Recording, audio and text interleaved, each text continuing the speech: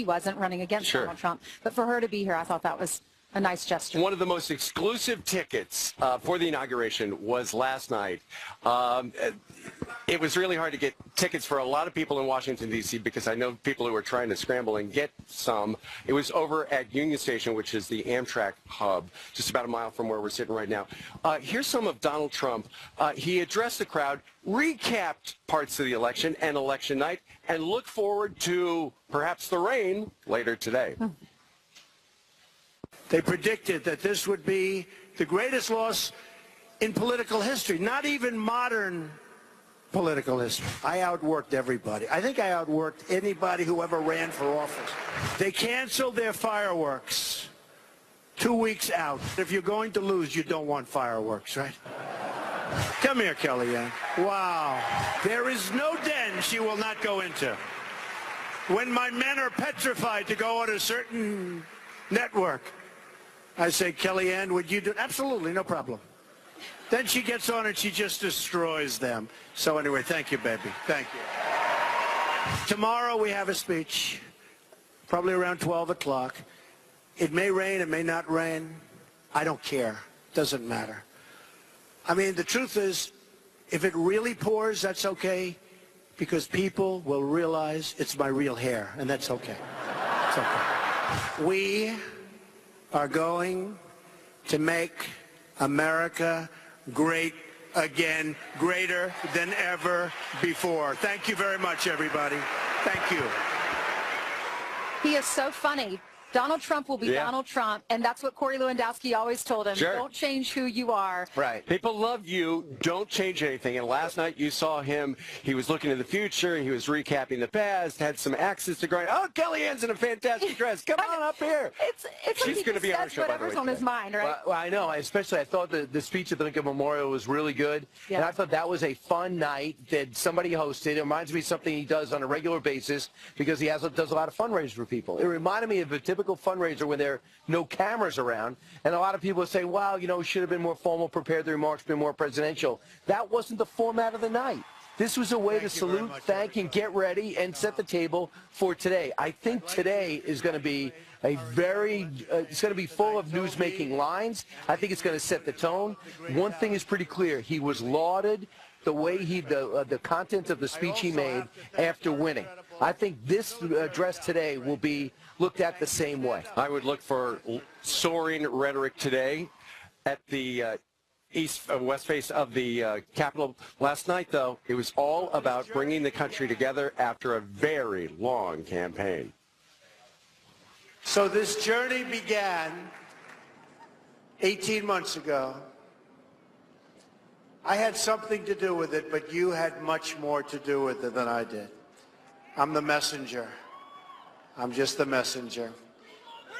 And we were tired, and I love you. Believe me, I love you. We all got tired of seeing what was happening. And we wanted change, but we wanted real change. But we're going to make America great for all of our people, everybody throughout our country. That includes the inner cities, that includes everybody. And we're going to do a special job. On the campaign, I called it the forgotten man and the forgotten woman. Well, you're not forgotten anymore, that I can tell you. I will see you tomorrow, and I'm going to be cheering you on. You're going to cheer me on, but I'm going to be cheering you on, because what we've done is so special. All over the world they're talking about it, all over the world.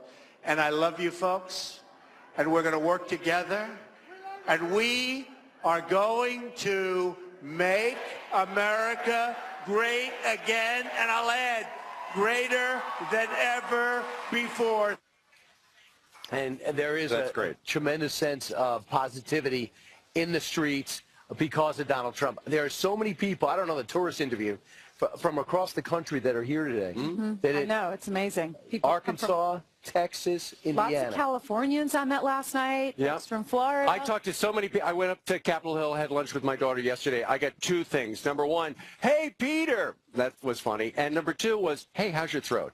My throat is better today. I had it all fixed up just for the history in the making, less than 6 hours from right now. Meanwhile, there were protests out there yesterday. I was going to say a lot of people wound up with sore throats because they were screaming.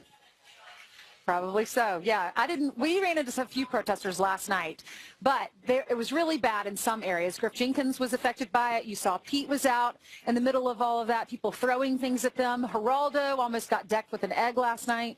Right. Yesterday, an example of how bad it is, how inappropriate it became. Here's Griff Jenkins with a very special and unique protester.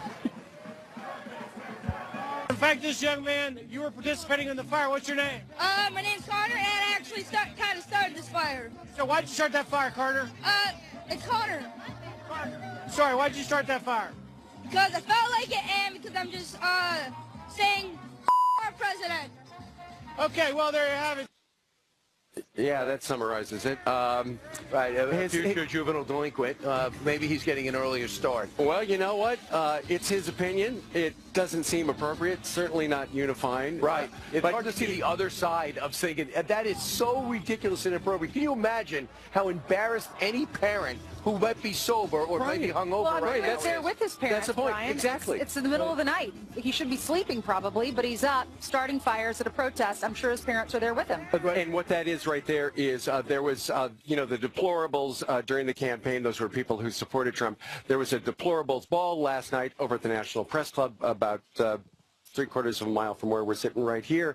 And you had the pro-Trump people going in, the anti-Trump people outside trying to cause some problems. There was some pepper spray, a little melee, but nonetheless, for the most part, it was a successful event.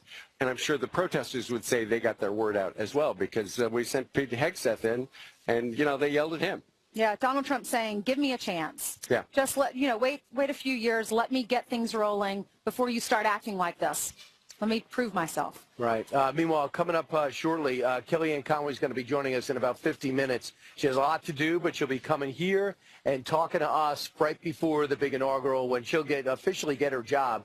And I just got one thing I got to ask you. I mean, it's got to be a little discouraging that Congress seems to be slow-walking, the Senate seems to be slow-walking a lot of these nominees. It's so important to get the bulk of your team in place, and they're just not pushing them forward. They put the hearing dates up, but they can't get the votes. Well, and here's the thing. Yesterday we read that apparently 3 of the president-elect's picks would be confirmed by the Senate by the end of the day. It looks like that is not going to happen. Kelly, Madison, Pompeo. Which one of those may drop out? Stay tuned. We'll find out later on. And it might be just a numbers thing, because there were 7 that were confirmed on the day that President Obama was in office. Yep. There were 7 when George W. Bush was There were in office. 3 with Bill Clinton. So they don't want anyone to get 3. I mean, Donald Trump to get 3. They want 2 or fewer. So that could be some breaking news a little later on today. All right, the Secret Service keeping D.C. on lockdown. We know it took us a long time to get here. It did. So they're doing a lot to keep the president and all of us safe. And Peter Ducey is live along the National Mall with the inauguration security preps. Peter. And there has been a little bit of a delay, but we just watched as TSA agents fanned out and put on blue latex gloves. They are about to let the first visitors to the next president's inauguration onto the National Mall. We're going to try to talk to the first person through the gate next. Got the red, white, blue, flying high on the farm. Simple white tattoo on the left arm. Spend a little more in the store for a tag, and the back it says USA. He won't buy nothing and he can't fit. WD-40 and the crafts are rich. He ain't prejudice. He's just made in America.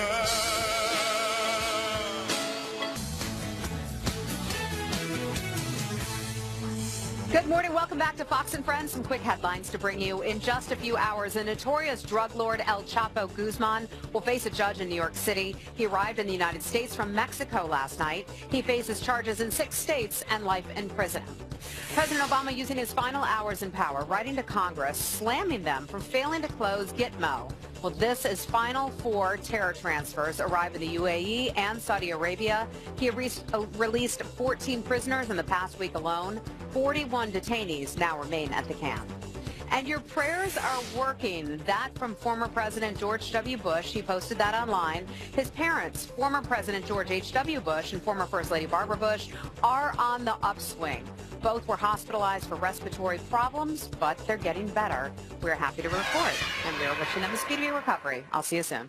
Thank you, Heather. Thanks, guys. That's wonderful news. It absolutely is. All right. Meanwhile, armed and ready from the streets to the sky, Washington, D.C. on complete lockdown, bracing for any possibilities as protesters plan to disrupt the swearing in of our next commander-in-chief. That's what they would like to do, but there are a lot of people who want to stop them. Oh, I hope that doesn't happen. Peter Ducey is live on the National Mall with a look at the security setup out there. Hey, Peter.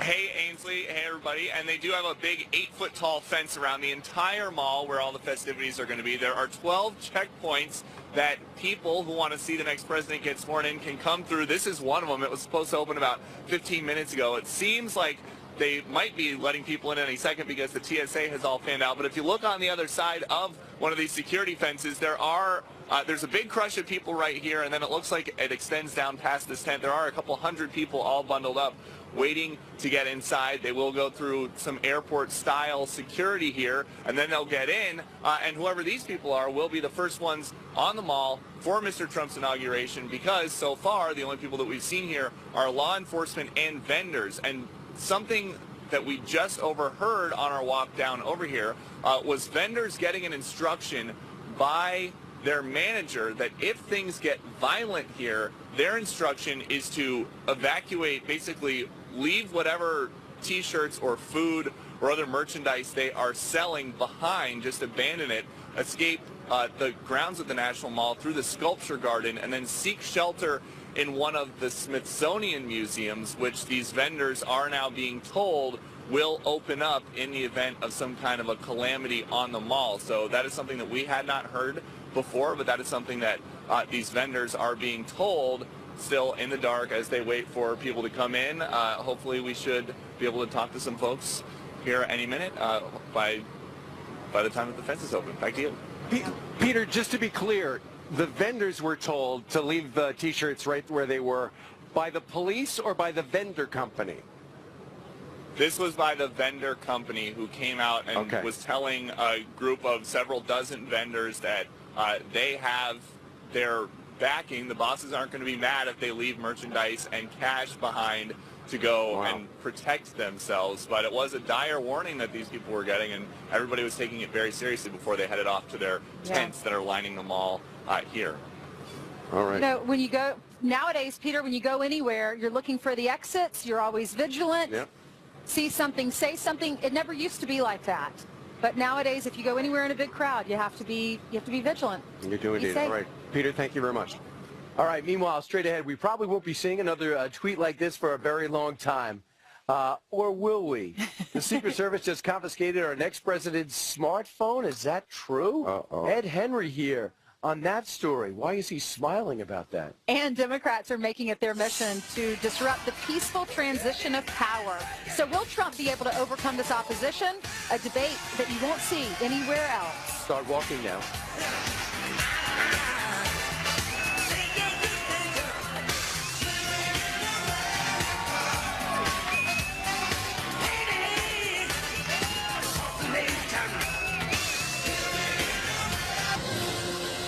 All right, just hours left until our next president takes the oath of office. We'll be covering it here live. And the list of those boycotting the inauguration nearing about 70 as Democrats stick with the mission to disrupt the peaceful transition of power, perhaps. So will Donald Trump be able to overcome this opposition when it comes to doing work? Let's have a fair and balanced debate right now. We got a former financial intel analyst for the U.S. Treasury Department and former State Department press officer, Morgan Ortagus, and Fox News contributor, Richard Fowler. Richard, good morning to you. Let's start with you. Richard, so almost 70 Democrats say they're not going to do it for a variety of reasons. Isn't that, you know, this is the day we're all supposed to be together. It's one thing if you don't think the guy's legitimate, but if it's just like, yeah, I didn't like the way he talked to people. The one day, right? The one day. Isn't this the one day everybody should be on the same page? No, I think, to some extent, I think you're right. I think that everybody should be together. I think what we've seen, though, from the Trump administration is not really trying to work across the aisle with Democrats. And they haven't even started. No, wait a minute. I'll give you an example because I did some research last night. This is the first president not to have a Democrat in his cabinet or or somebody from the opposing party in his cabinet. Barack Obama had 2 Republicans in his cabinet. George W. Bush had Mandela in his cabinet, transportation secretary. Clinton had Republicans in his cabinet. Donald Trump has not shown any willingness to work across the aisle. Put a Democrat in the cabinet. How can you say that? Mike Pence has gone to the Hill almost every other day, I think, and he met with Democratic leaders a week ago. Yeah. Yeah, but I think beyond that, and the whole ideal when a president wins the inauguration, that means the other party is not in power. The olive branch is always offering somebody a cabinet position to say, I'm willing to work with you guys. I quote unquote believe in bipartisanship. Yeah, but you know what, Richard? According to a lot of Republicans, Donald Trump was a Democrat back in the day, so he would qualify. I guess. Well, it just because, I mean, if you look at, but he's not putting in career politicians for the most part into these positions. If you look at Steve Mnuchin, Wilbur Ross, especially the generals, I don't think you can call all the generals that he's put in Republicans. They're nonpartisans who have spent 30, 40 years of their lives serving government. So I actually think it's the opposite. I think he has definitely put in a few members of Congress, but he's put in more businessmen and women and generals instead of career politicians into the office. So and let him get inaugurated at noon today, and let's give him a chance. He has been meeting at Trump Tower with a lot of Democrats. So he's listening to their opinions. But you think he's tone deaf, especially when it comes to the discussion of race. Yeah, why is that? Listen, don't get me wrong. I'm not gonna. I don't think Donald Trump is a racist at all. Right? I think that there are people. I mean, I think people on both sides of the aisle that we have issues with. But I do feel as though him putting an olive branch out to the African American community beyond just meeting with a couple of celebrities or meeting with Steve Harvey. Go to Detroit. Go to Chicago. Have a town hall. Have a conversation. If you really want to make America great again and you want to fix America's inner cities, then since being elected president, go there. Visit. We went through he's rolling out a major inner city program, had a major event yesterday, and Michael Cohen was there, was one of his key aides, and with Jim Brown heading it up, which has already been in existence for 20 years. But real quick, having said all this symbolism aside, wouldn't matter what happened, whether he hired, do you think they're going to be able to work together? I hope they are. I mean, here's the thing. I think Donald Trump will find Democrats that will vote for an infrastructure bill. He has proposed $1 trillion infrastructure bill. I've said it over and over again. His problem won't be Democrats on this. His problem is going to be the fiscal hawk Republicans who are not willing to pass $1 trillion infrastructure bill. I think it's a great idea. Government spending, I believe, is great. Investing in America's people is great. He's going to have a problem with conservative Republicans on the House who don't want to run up the quote-unquote deficit. Well, 2 things. It's not just the infrastructure bill. If you look at 2018, the number of Senate Democrats that are up, that are in states that went for Trump, is very high. I mean, if all goes well, the 2018 race, congressional races look positive. So I actually think, and most presidencies, the first 2 years is really the opportunity to get something big done. You've seen that in both Bush and Obama presidencies. And on top of that, when you need to get 60 votes in the Senate for some of the major tax reform bills, for sequestration, it's actually favorable odds for him. And for repeal and replace. You got to replace it with 60 votes. And I mean, so if you're going to do that, then it's a good thing to be in the position where you have so many Senate Democrats that, quite frankly, are worried about their 2018 races. So it's a positive landscape for him, and that. I mean, I think he's still going to require him doing some work across the aisle. He's going to need 4 or 5 Democrats that he could turn to. I think he wants to deal with Democrats. Which President Obama did not do. I mean, even Democrats have criticized President Obama never reached. It's true. It's not true. I mean, when he passed the stimulus package, let's talk about Susan Collins to try to get it done, who's a main Republican, and thanks to her, we got the stimulus package. Well, that was 1 in 8 years. Sure. There you go. What about the Affordable Care Act? Oh, yeah, Republicans they were willing to work with her. All right, Richard, great debate. Morgan, thank you very much. Thank you. All right, we're about to find out. All right. Meanwhile, next up on Inauguration Day, Democrats have been freaking out about this for more than a year, asking what will happen when Donald Trump gets the nuclear codes. Well, today, President-elect Donald Trump becomes president, and he gets the nuclear codes. Carl Cameron's going to figure out what happens next. Coming up. And why did the Secret Service just confiscate the president-elect's smartphone? Ed Henry has all the details next. Painful.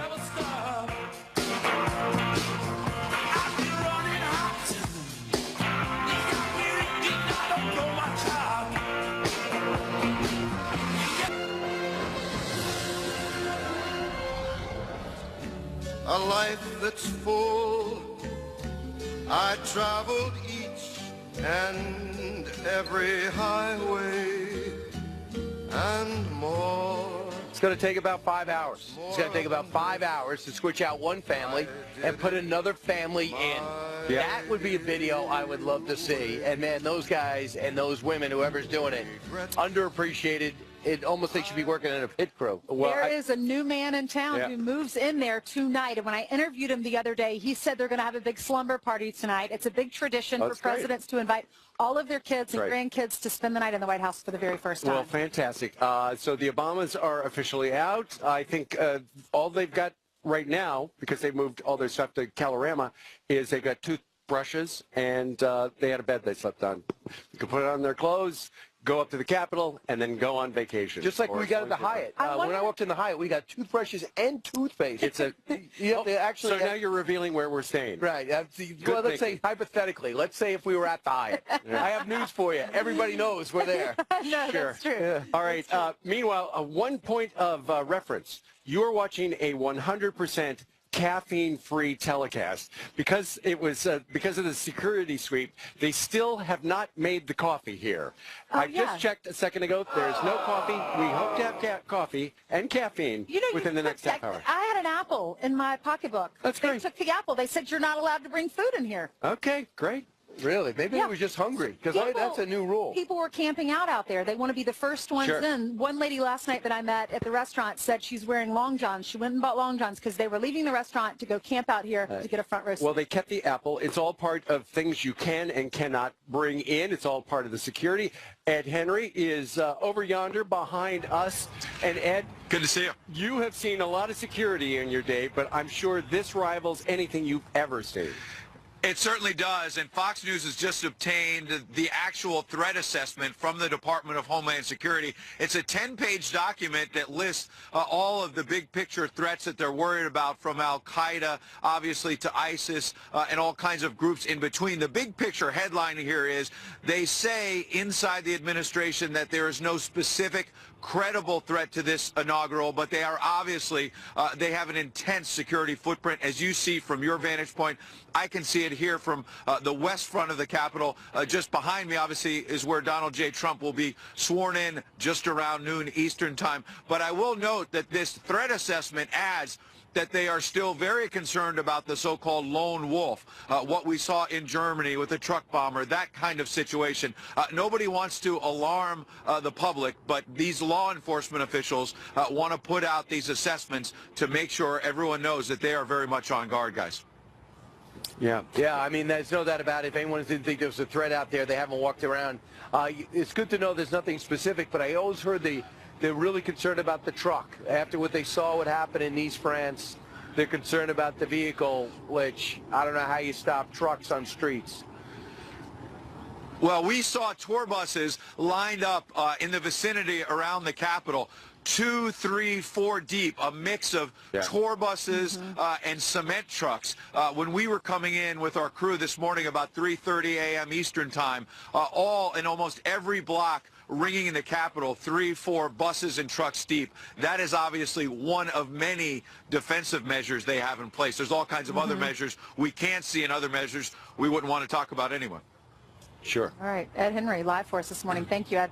And to your point, Brian, when we were coming in, we had to walk a long way. We did. So I think in that situation, it's probably because if someone did try to get through with a van or a truck, they want enough time to stop him before he can even get close to where the president will be. They've got, to Ed's point, they've got buses, they've got sand trucks, they've got all sorts of gigantic cement barriers. I saw those on all of the streets, and then they've got the Iron Curtain. It's the 10-foot tall iron fence, steel fence. Steel or iron fence. I didn't do a metallurgic test on it. It's a fence. And then you've got the Jersey barriers. So they've got all sorts of protection. And in addition to the uniformed officers, I was walking around yesterday throughout the parade grounds. Did you hear the helicopter? There are, that's right, Park Service right there. There are hundreds of undercover cops who are going to mix in with the people who are here just to make sure everything goes according to schedule. One of the most painful things for Barack Obama in 2009 was when he was senator to become president, they took away his BlackBerry. And they said, hey, and he's like, listen, I need it. That's how I keep in touch with people. So it gave him like a small a BlackBerry that was just, you can only talk to a certain amount of people with all these restrictions, and it was a big story back then. Yeah, I remember. Well, now it's a bigger story, don't you think, now that Donald Trump has to give up his iPhone? Especially after everything that we've been talking about over the last few years with Hillary Clinton and her devices and her issues. So, yeah, he had to give up his Android, and they're replacing it. Secret Service replaced it with a secured, encrypted device that was approved by the Secret Service so that you can't hack into it. And see, that's just it. If you have an unprotected non-Secret Service device, somebody could hack into it. And they just don't want Donald Trump walking around with a cell phone in his pocket where, you know, his friends in the Kremlin can just tap in and listen. What's he saying? Or turn on the camera or any of that other stuff. Well, the problem is your cell phone is your personal thing. Does he get now? He has to go out and get a new case. That's a pain in the neck, especially with all the things he has to do. Plus, does he like us? Do you have a little thing on the back of the cell phone for his credit cards? Does he have to run and get another one of those pocket things? He's going to have to save all of his numbers because he's notorious for hearing someone on TV talk about him or talk about a story, and he'll pick up the phone and call them immediately. And he can like still the do LL that. Bean lady. Yeah. Yeah, so he's going to have to save his numbers. Hopefully they'll be I don't know if they're going to let him. Will they let him? I don't know. Oh, he's the president. Well, we're going to You know what? Even if they don't, all he has to do is call someone and say, get Brian Kilmeade on the phone. They'll have your number immediately. He's not going to stop tweeting. I just have a feeling. No, of course, we'll he know won't. at noon today. It's access to 50 million people. Why would he? That's right. All right. Speaking of a lot of people are going to be here on the mall. 1 million, they're suggesting, Jeanine, and a lot of those people, as of noon, will be wet. I know. You know that if I could change the weather, it would be sunshine and lollipops for everyone. And even the president-elect yesterday was talking about the fact that if it rains, people will know that his hair is for real.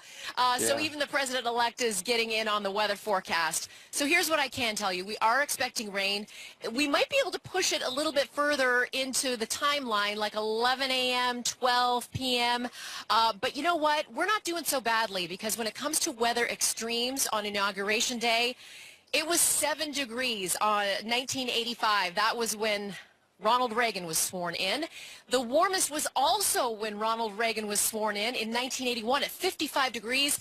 48 is going to be our high today, and we're going to get nowhere near where we had the most rain, which was 1.77 inches. That was Franklin D. Roosevelt.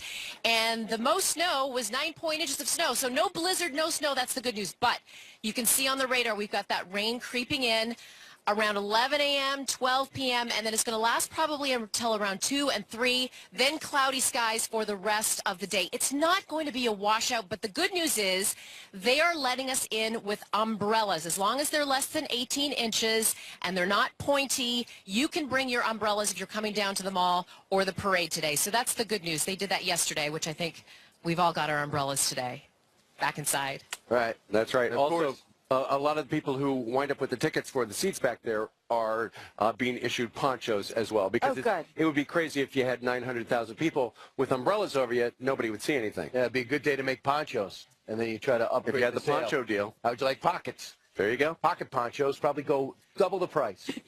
Right? Oh, my gosh. Your delivery is so funny. You remind me of Seinfeld. The pocket, the poncho. I can't do it, but you can. I have no idea. All right, let's hand it over to Heather, who has some headlines, starting with the Fox News Alert. I certainly do. Good morning. Good morning, everybody. I hope you're all off to a great day. Some breaking news coming in from overnight. At least 5 survivors have been found alive 48 hours after a monster avalanche slams into an Italian ski resort. Crews digging with their bare hands to find more of those people. They've discovered 3 bodies so far. Before and after shots, take a look at this, show the horrible devastation there. Rescuers now fear for the worst for anyone who may still be alive. We'll monitor this as it develops. Back here at home, President Obama commuted the prison sentence by 3 decades, but not everything is going Chelsea Manning's way. The transgender government secrets leaker will likely lose health benefits when the soldier is dishonorably discharged from the U.S. Army. Now, that means no more hormone treatments or gender reassignment surgery. Manning is expected to appeal. And it's live from D.C. It's confirmation hearings. The Energy Secretary nominee Rick Perry and Senator Al Franken cracking some jokes on Capitol Hill. Watch this. Did you enjoy meeting me?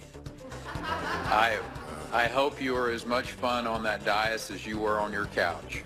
Well... May I rephrase that, sir? Please. I'll say, may I rephrase that? Well, Perry joking.